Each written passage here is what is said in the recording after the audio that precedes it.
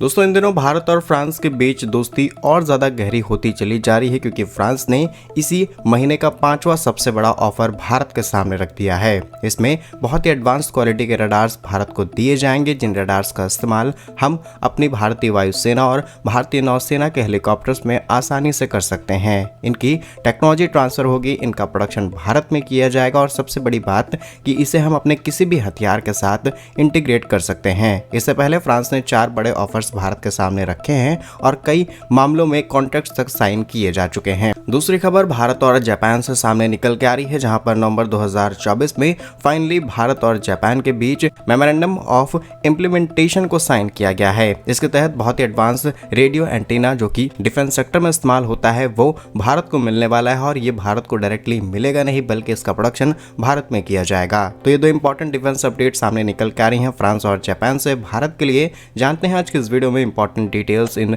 Reports की। यदि आपको हमारा काम पसंद आए वीडियो को लाइक, चैनल को सब्सक्राइब जरूर कीजिए क्योंकि आपका एक छोटा सा काम आप तक ये जरूरी और सही खबरें लाने में हमारी बड़ी मदद करता है। पहली खबर फ्रांस से, जहां पर फ्रांस की जानी मानी डिफेंस कंपनी थेल्स ने भारतीय वायुसेना और भारतीय नौसेना के हेलीकॉप्टर्स को और ज्यादा एडवांस बनाने के लिए अपने एयर मास्टर सी AES रडार सिस्टम का प्रस्ताव पेश किया है। यह रडार बहुत ही ज्यादा हल्के और मीडियम साइज के हैं, जिन्हें हेलीकॉप्टर्स के हिसाब से ही डिजाइन किया गया है, जो कि उसमें मौजूद पायलट के लिए निगरानी, सैन्य कनेक्टिविटी और इलेक्ट्रॉनिक युद्ध क्षमताओं को और ज्यादा मजबूत कर सकता है। इस रिपोर्ट की डिटेल्स आपको बताएं तो एयर मास्टर सी रडार का वजन लगभग 20 किलोग्राम से भी कम है। यह 120 डिग्री पैनल्स और 3 सेट्स के साथ 360 डिग्री कवरेज प्रदान करता है और इसका स्वैप यानी कि साइज, वेट और पावर ऑप्टिमाइजेशन छोटे विमानों के लिए बहुत ही ज्यादा एडवांस है। यह रडार एक बार में 64 यानी कि 64 लक्ष्यों को ट्रैक कर सकता है और 6 लक्ष्यों पर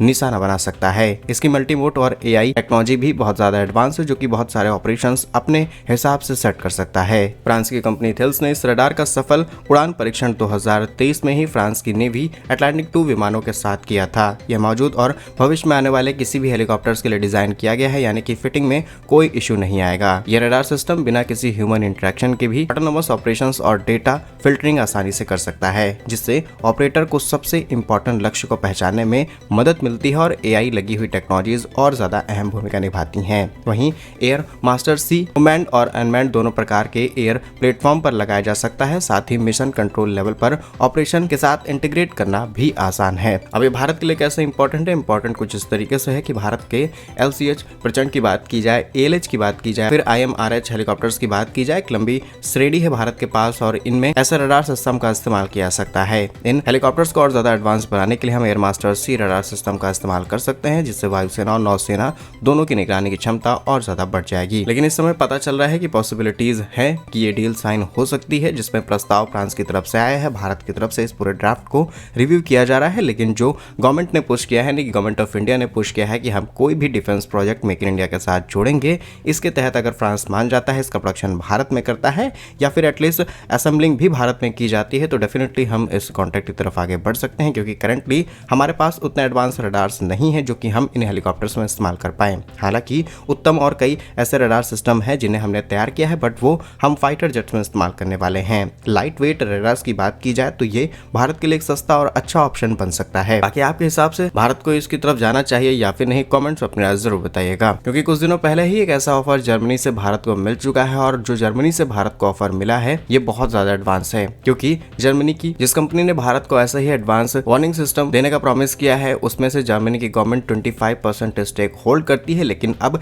ये अपना पूरा इसी सेगमेंट का बिजनेस भारत के हाथ में देने जा रहे हैं। यानी कि भविष्य में अगर जर्मनी की ये टेक्नोलॉजी कोई भी देश डिमांड करता है तो वो डायरेक्टली भारत से एक्सपोर्ट की जाएगी, ना कि जर्मनी से, क्योंकि जर्मनी अपने इस पूरे बिजनेस को ही क्लोज करने की तैयारी में है। इसीलिए हेलीकॉप्टर्स में इस्तेमाल होने वाले lidar based obstacle avoidance system का इस्तेमाल और इसका प्रोडक्शन भारत के हाथ में सौंपा जा रहा है। इस चीज पर भी हाई लेवल डिस्कशन दोनों कंट्रीज के बीच चल रहा है और ये पहली बार होगा जहां पर जर्मनी के साथ हम एक बड़ी government to government high value defence technology transfer deal sign करने जा रहे हैं। और जब आप ये वीडियो देख रहे होंगे तब तक ये डील साइन भी हो चुकी है। फिलहाल जर्मनी की तरफ से ऑफर हुई इस टेक्नोलॉजी की अगर कुछ इंपॉर्टेंट डिटेल्स आपको बताएं तो जिस तरीके से बिपिन रावत जी के साथ दुर्घटना हुई थी, अगर ये टेक्नोलॉजी उस हेलीकॉप्टर में होती तो वो दुर्घटना ना होती। इसी के साथ हेलीकॉप्टर जब ऑपरेट हो रहा है उसके सामने आने वाले छोटे से छोटे तार, कोई भी ऑब्जेक्ट या फिर किसी भी तरीके की बाधा आती है तो सामने से ही आपको कुछ किलोमीटर दूर पहले ही इंफॉर्मेशन मिल जाएगी। यानी कि होने वाली मैक्सिमम दुर्घटनाओं को काउंटर किया जा सकता है। फ्रांस की तरफ से आए ऑफर रडार का इस्तेमाल कर लें तो हमारा हेलीकॉप्टर और ज्यादा एडवांस हो जाएगा, और अगर जर्मनी और फ्रांस दोनों की टेक्नोलॉजीज हम इस्तेमाल करते हैं अपने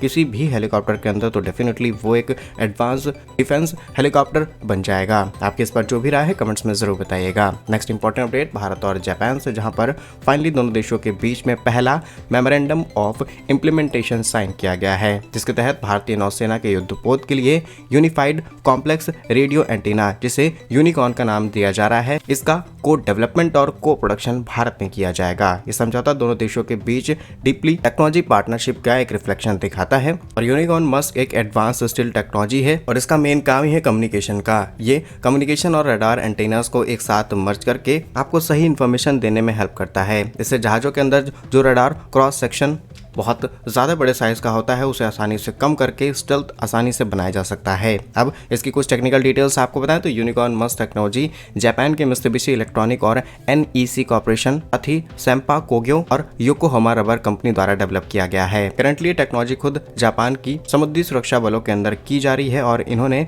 अपने मेगामी क्लास फ्रिगेट के अंदर इसको इंटीग्रेट भी कर दिया है। भारत में इस टेक्नोलॉजी का को डेवलपमेंट किया जाएगा BEL के साथ मिलकर के, that is Bharat electronics limited. और जो कॉन्ट्रैक्ट हमने साइन किया है इससे डोमेस्टिक प्रोडक्शन, टेस्टिंग, मेंटेनेंस, हर चीज की फैसिलिटीज कंपनी भारत को प्रोवाइड करेगी। इसी के साथ ये जो कम्युनिकेशन की टेक्नोलॉजी है ये भी भारत को ट्रांसफर की जा रही है। सिर्फ इतना ही नहीं, इंडियन नेवी इस मस्क के जरिए अपने लड़ाकू जहाजों की निगरानी, कनेक्टिविटी, इलेक्ट्रॉनिक युद्ध क्षमता को और ज्यादा एनहेंस कर सकती है और भविष्य में समुद्र के अंदर होने वाले किसी भी युद्ध में और ज्यादा अच्छी परफॉर्मेंस लाई जा सकती है। यूनिकॉर्न मस्क सिस्टम में टेक्निकल डेटा लिंक टेकैन, जिसे टेक्निकल एयर नेविगेशन सिस्टम कहा जाता है, और भी मल्टीपल एयर कम्युनिकेशन टेक्नोलॉजी शामिल हैं, जो कि कम्युनिकेशन के टाइम होने वाले डिस्टर्बेंस को आसानी से कम कर सकता है। यानी कि समुद्र में चल रहे किसी भी जहाज को कनेक्ट करने के लिए आपको बहुत एडवांस टेक्नोलॉजी चाहिए होती है, क्योंकि आप कनेक्ट करेंगे और मल्टीपल ऐसे सिग्नल्स भेज जाते हैं जिससे आप कनेक्ट नहीं कर पाते, या फिर आपका कनेक्शन किसी दूसरे शिप के साथ हो जाता है और आपको लगता है कि सारी चीजें सही हैं। इसीलिए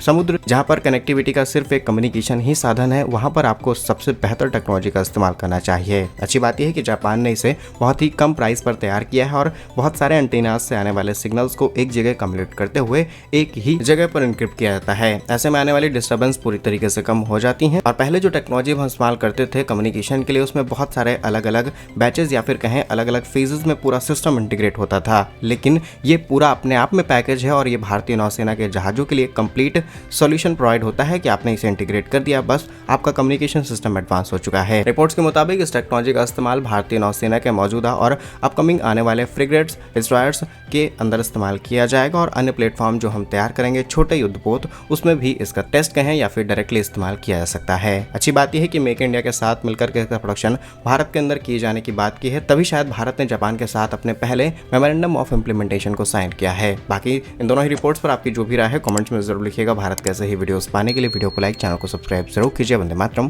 भारत माता की जय।